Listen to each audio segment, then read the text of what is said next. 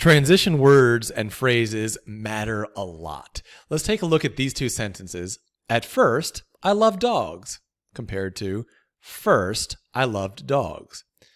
Now, if you're reading something like this not very precisely, then you might think they mean the same thing, but they actually mean totally different things.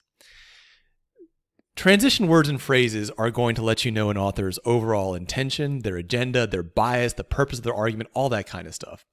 Those of you guys who are doing SAT or ACT grammar, you should know that transition words and phrases are tested a lot in those areas as well. On a single SAT section with 40 grammar questions, as many as 13 might be questions just about transition words and phrases. They are extremely critical in structuring an effective argument, as well as predicting and understanding somebody else's argument. So let's look at the difference between these two. At first, I love dogs versus first, I love dogs. If you say at first, I love dogs, at first means this was the original situation, and then this situation became very different from this. It became the opposite of the original situation. So it would be at first, I love dogs, and I stopped loving dogs. First, I love dogs means this is step one in a multi-step process. First, I love dogs, and I love something else, and I love something else. Let's take a look at the examples. At first, I love dogs. Then I started to hate them. So if you use that transition phrase at first, it means that now later on, things are going to change in a way that's going to be the opposite. Compare that to first. First, I loved dogs. Then I loved cats. Then I loved ostriches. First just means step one of many similar steps building up a ladder.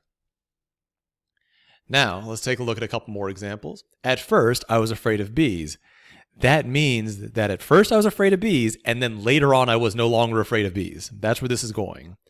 So if you see just this sentence, at first I was afraid of bees, you know for sure that at some later point, this author is no longer going to be afraid of bees. And understanding that, we can now look at the passage from Mein Kampf.